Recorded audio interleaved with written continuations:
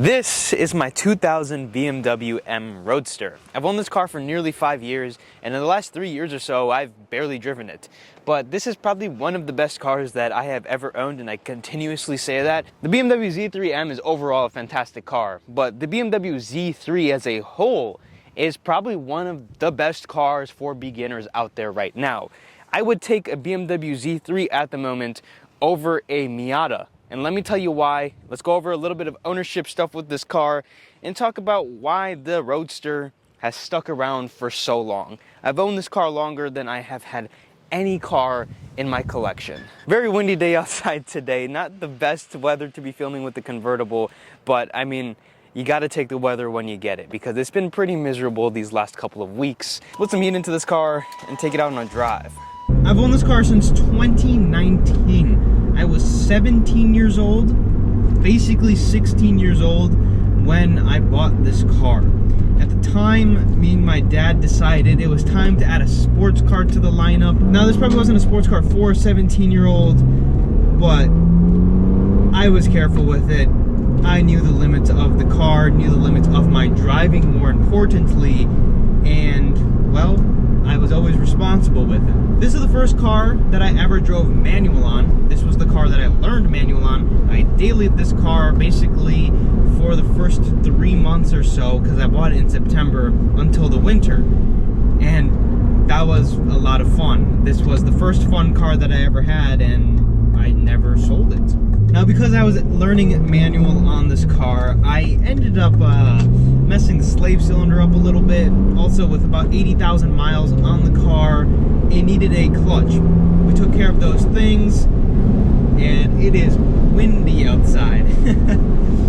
We took care of the few issues that the car had, just some maintenance items, and it's been good to go. There were a couple of E36 electrical gremlins that came because the wires in the trunk, when they bend, they eventually wear out and go, and that was the only thing that really ended up going wrong. There wasn't anything else that I can think of off the top of my head. This car does have a few things it needs. It's been sitting for the last 2 years, give or take, getting only a couple hundred miles on it per year. I always call this car my old man car because, well, it kind of is. It's just a stock BMW Z3. Good power, but really great for just cruise driving. Just getting in and going the speed limit really well. But at the same time, it does get up and go.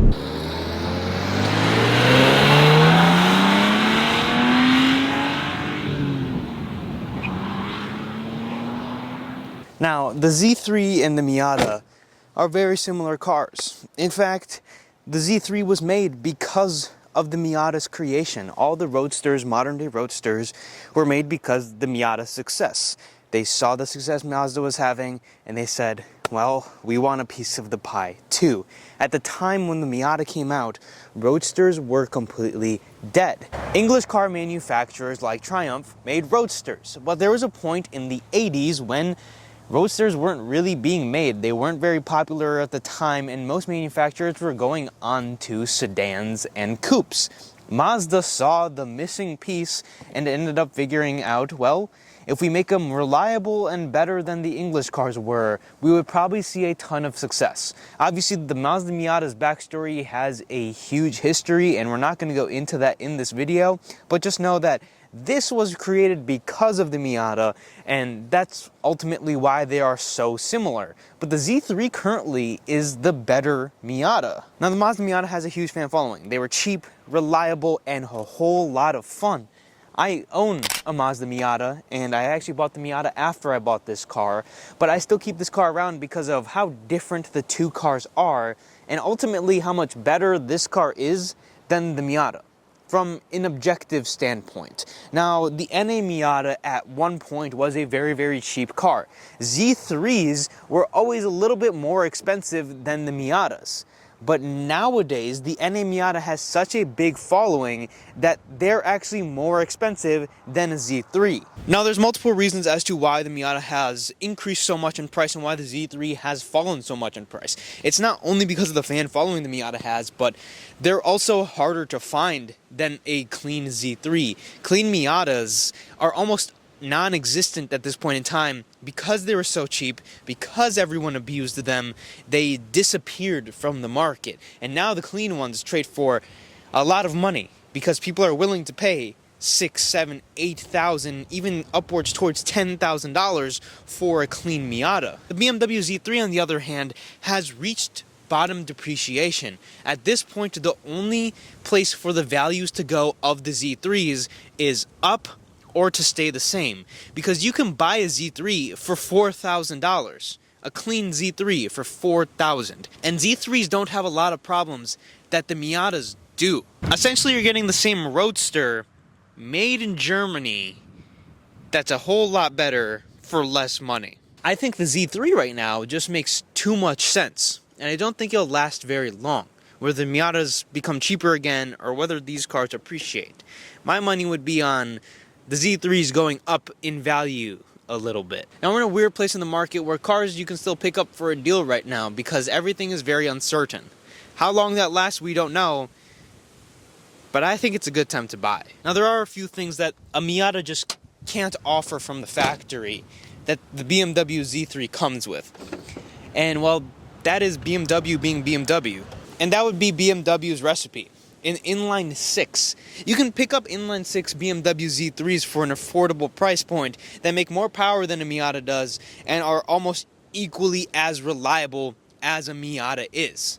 Now, the Miata might be a very raw car, have 50-50 weight distribution, but the BMW Z3 is still very much a BMW. And if you know anything about BMWs, well, they quote themselves on being the ultimate driving experience. I've owned this car for about 5 years, and I've barely driven it in the last 18 months. And getting back in the driver's seat, I mean, it just reminds me of how effortless this car is to drive and just how smooth it is in the weirdest ways. I've been driving the Miata, old Japanese cars, Corvettes, and I forgot how good this car was.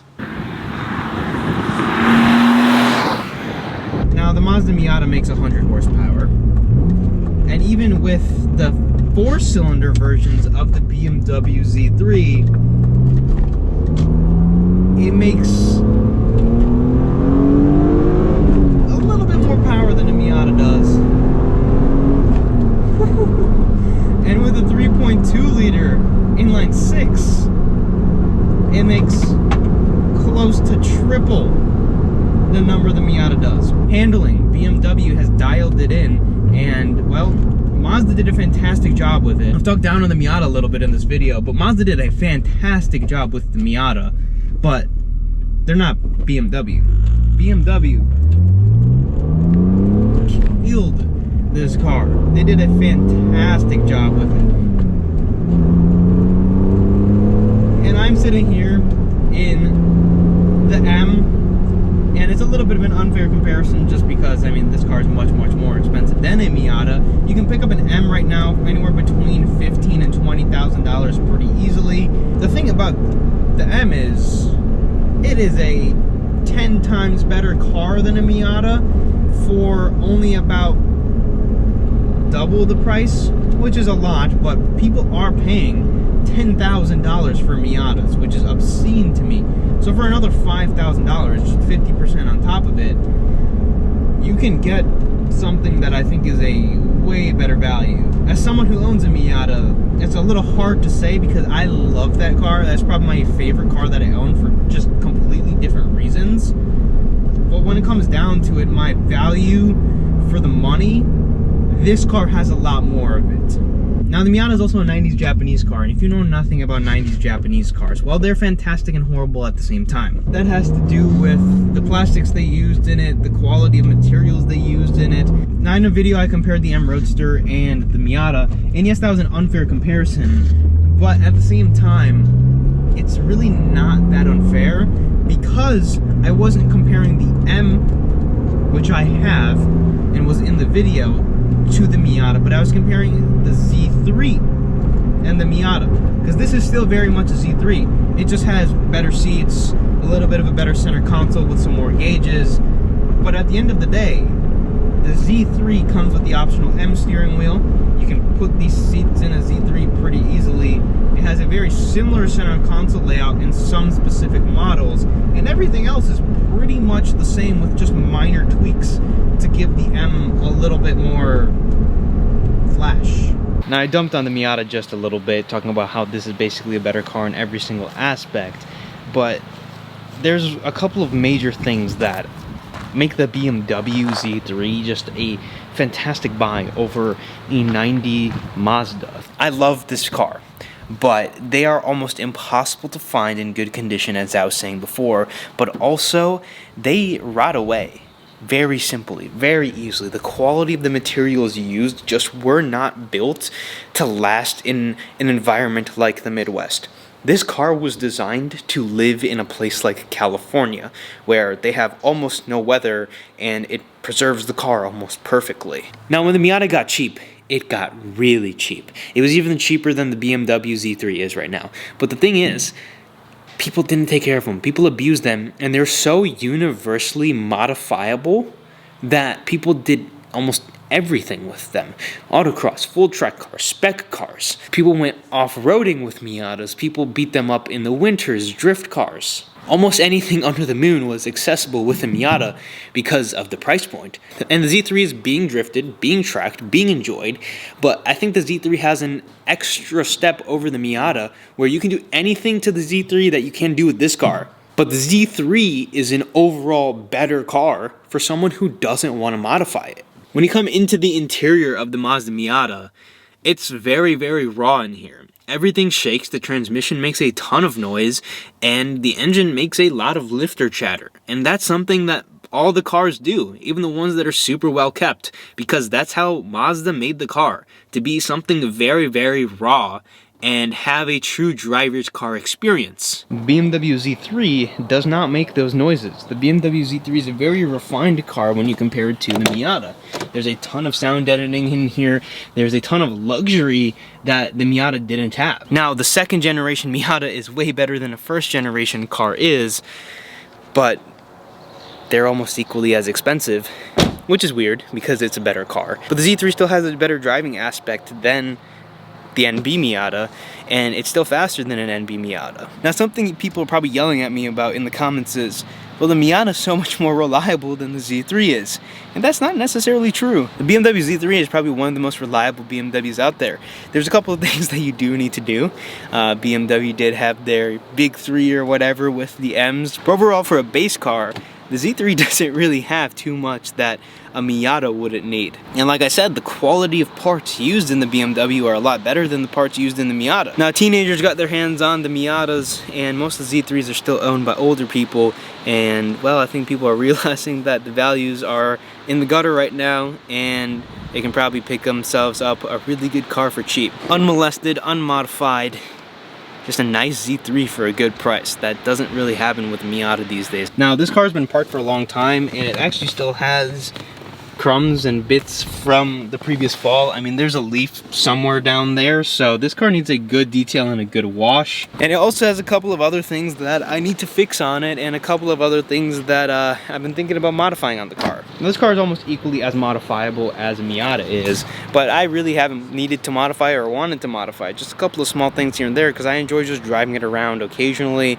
Just a nice kind of semi-daily car. And for me, I don't really care about the daily driver aspect. I'll pretty much daily anything. I'll daily drive a Miata, right? To me, it doesn't matter. But comfort-wise, for someone who's older or someone who just wants to enjoy the cars, not as a race car, the Z3 is a better buy. Now, I don't really see a Z3 being a $50,000 car anytime soon unless it's an M. The M Coupes are extremely expensive, and the M Roadsters, well, I hope to follow because I own one. But I see Z3s kind of growing in popularity a little bit more throughout the next couple of years because of just the price point they're in, and hopefully, well, you guys can pick yourselves up one while they're still semi-affordable. I have a lot of things that I want to do with this car, mainly fixing it up and tweaking it, and well, I'm working on it. Hopefully in the semi-near future, we'll have this car out again and fix everything it needs and maybe do some modifications to it as well. If you guys enjoyed the video, make sure to watch another video, perhaps on a Miata or one of my many other cars. And as always, I'll see you guys in the next one.